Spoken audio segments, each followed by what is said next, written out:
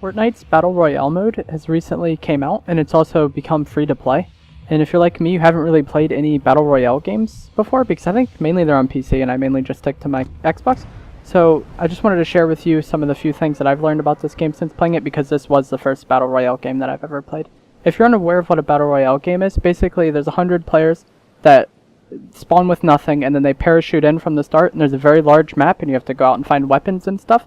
And then the map progressively shrinks throughout the course of the game, forcing the players into a tighter play space, and then whichever player is last standing wins the match. So it's a very simple overview of the game. So now I'm going to get into some more detailed tips that I've found useful for helping me become a better player in this game, because when I first hopped into this, I really didn't have any idea what I was doing.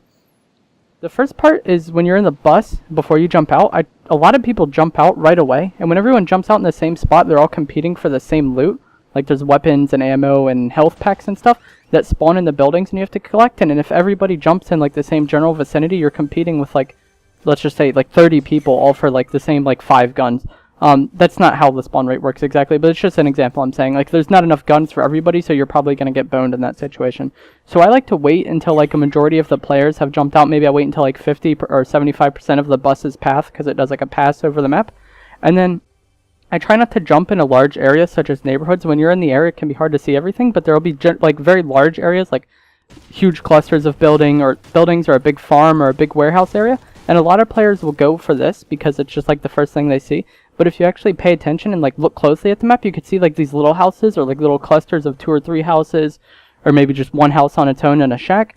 And when you jump on these, you're very likely to have a monopoly on those resources, because most people are going to go for the big things. So if you can go for these little areas, you could probably get all of the loot. And when I jump out, there's also a less chance that you'll run into multiple people and then just die right away. It could be pretty unfortunate to run into someone who landed before you and happened to pick up a shotgun and then just kills you. There's not much you can do about that. So I just try to land on my own and have a monopoly on the resources around me by playing in more uncontested areas. I also try to land on roofs of the houses and then cut my way in with my pickaxe. There are often chests in the attics that can give you good loot, and these chests have a sound to signify their presence once you start playing the game. It's pretty loud and it's pretty unique to the chest, nothing else sounds like that. And they also glow yellow, so keep an eye out for them and keep your ears perked up for them, because they reward very good loot times, generally a gun, ammo, and then some med supplies, or maybe multiple guns and ammo. It just depends.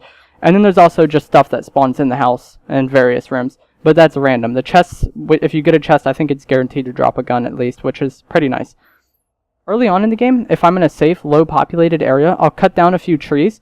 That way I have wood. If you cut down 2 or 3 trees, it'll take very little time. You have to make sure you do it in an area that you don't want to exist in, because that kind of gets rid of your cover. But if you're in an isolated area that you want to leave and go out to a new area, I'll cut down a few trees. That way I have enough wood to last me the game in case I want to build anything. I don't always use the buildables, but it's better to have the wood and never use it than to need it and not have it. If you're in a situation where you'd really need to build a staircase to get to a chest, or build a wall to protect you from a sniper or something, it'd be nice to have the wood. So I just cut it down so I don't have to worry about it later. It's very easy to just get out of the way early on in the game. When I'm playing on the map, I try to stick to the outskirts as much as possible. If I come up to a valley, I won't run straight through the valley, and this seems self-explanatory, but I see a lot of people that run just straight out through the middle of maps for some reason.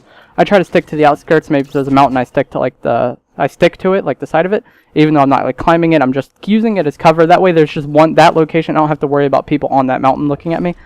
There's a lot of wide open space on this game, so if you just try to make the open space as safe as it can be, it's still open space and you're very likely to get sniped or something, especially there's just a lot of ways you can die. But if you try to play as safe as possible with the horrible situations that you're often put into, I think you'll do well. Not only do you want to stick to the outskirts just so you don't get picked just by random gunfire, it's also good to stick to the outskirts just to avoid fights in general, but also if you do have to shoot someone, you're less exposed. If you have to shoot someone and you're out in the middle of a field, you're probably fucked at that point. But if you're on the side of a mountain and maybe there's some trees in the way or something, and the enemies have to look for you and try to find you, you're just giving yourself more time and more potential that you can actually live in that situation. A lot of times in this game, if you're wide open spaces like that, especially when the map is getting smaller and shrinking and you have to travel to there in the set amount of time, whoever shoots first might get the kill, but there's probably someone who's instantly going to trade them. When the map is very small like that, you don't want to be the one initiating fights as much. You want to be more reactionary to the fights. Kind of like the saying, I don't even know what it was. Something about mice and cheese, the third mouse gets the cheese. I'm not sure. But basically, if you're the last one in the fight, you're more likely to be effective. Whereas, okay, say there's 6 people fighting, and in the end, the fight goes well, Like, and then one guy is left standing, and then you just shoot that guy and you win the game. You didn't need to be involved in that fight previously, but you waited until the right time and you struck when there was only one guy left, and then you won the game that way. You see what I'm saying? Like, you don't need to join in on these situations right away. Try to be smart and let it play out and develop, and then just kill whoever wins the fight. That's what I try to do. You need to be aware of sound. Even if you don't have a good headset or sound system yourself and you can't really make use of sound, you need, like, you can't take advantage of the sounds, you need to be aware that you're making sounds just in case the enemy players are taking advantage of it. Players in this game, you make noise while walking, while running, while reloading, while picking up and dropping items, and even when you're switching weapons. All that can be heard from other players. So if you're like in a situation where people are looking for you, or like, you know, you're close to somebody, maybe you're coming up on them and you're sneaking up on them, you don't want to switch weapons right then and there, because you're probably going to alert them to your presence. So just be careful with your sound. Just be aware that you're making sound and that everybody's probably going to use it against you. You want to be careful looting bodies. Like, say you killed someone. This goes back to a situation where I was saying, like, especially in the open areas, if you kill someone, it's probably because he was in a bad spot. And then if you want to go loot his body because it's very likely that he has some supplies you would need, you just want to weigh the risks of it and loot the bodies when it's safe. Maybe like wait a bit and then see if someone else is going to come loot the body. If you just kill someone and then immediately run out there, you're more likely to get killed. Whereas if you wait a bit and you, like, someone might pass or something, you never know. But like I said, everything makes sound in this game, and it's generally very quiet. So if there's shooting going on, and everybody in the area is going to be aware of it, and everybody in the area is probably going to try to find it. And then if they see someone die and then see someone looting the body, they're just going to shoot you and be in that situation where I said earlier, where you want to kill the guy that wins the fight rather than being the guy that starts every fight. In your fights, you want to make sure you have a clear shot before you shoot. The time to kill in this game can be very fast, especially with how deadly headshots are, so you don't want to give away your position unless you know you can get a kill. Especially with how important stealth is in this game. Like I said, the game's very quiet generally, so especially when you get down to those tight areas, if you shoot, everybody's going to be concerned with you. So you don't want to shoot until you're sure that you can get something out of it. Don't just go shooting around willy-nilly, trying to shoot at people who are running even though, like, it's not a clear shot. Just make your shots count, basically. If you're going to shoot, have a reason behind that and, like, actually obtain that. Don't just, if, like, say a shot's like 20%, don't go for it. I would only go for a shot if it was like 60% or more. Obviously those percentages are kind of arbitrary, but I think you know what I mean. Don't go for a shot unless you're very confident in it. Headshots do a lot of extra damage in this game. If you can land a headshot, it can definitely sway the fight in your favor. And this is what I meant by, like, don't shoot until you have a clear shot. If you can open the fight with a headshot, you have, like, a huge percent chance to win that fight because it does so much extra damage. So if you can, like I was saying, if you can open it with a headshot, it's great. If you can go for it mid-fight, that's great. But if your aim isn't that great, just go for the body shots because those are easier and they're guaranteed hits. It's better to hit 3 body shots than miss 3 headshots. Obviously, the headshots have potential for more damage, but if you're never hitting them, then the potential is 0 because they're not actually panning out. So just evaluate your own aim, and if you have good enough aim to make headshots viable, you should definitely go for it because I think the assault rifles do like 80 damage if you hit people in the head, which is it's a very good amount of damage. Especially a lot of people are probably going to be weak nearing the end game, so you can definitely kill people with 1 headshot.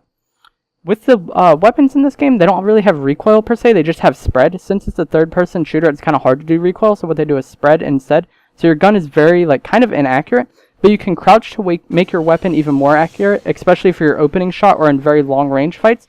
And another thing with the spread is as you're shooting, the reticle gets larger, so the area in which bullets can go gets larger, and thus it's more inaccurate. If you have a very small reticle, it's more accurate because you, like, have a better idea of where the shots are going to go, but if the reticle is very large, it can go anywhere in that circle, so you don't really know. So at range, you're going to want to tap fire. If you're spamming if you're just spamming, like you're shooting as fast as you can, your crosshair is going to get very large, and that might work in close range because the target is closer to you and thus bigger, so the reticle expanding doesn't have as like detrimental of an effect. But at super long ranges, the target is very small, so the slightest instance of spread can really throw you off. So you just have to get accustomed to the shooting in this game, get accustomed to the spread, and know in which fights you can and cannot spam. I can't really explain it to you, like, myself. It's just something that you're going to have to get, like, experience with yourself, and then you'll understand at which fights you can spam and which fights you want to tap fire. It's definitely, you want to be calm under pressure at those long range fights because you're going to want to tap fire. If you get nervous and spam when they're super far away, you're just throwing the fight away. So just, this last one really just comes into experience with the game. As you play the game more, as you get more used to the fights, you'll get more calm in them, and then you'll know in which fights you have to spam and which fights you don't have to spam. That's going to be it for this video, guys. I hope you found it useful in some way. If you have any questions about this game, please comment them down below, and hopefully I can answer them, or someone else in the comments who's maybe played the game more than me and has had more success can answer them. If you enjoyed this video, a like rating would be appreciated. Thanks for watching.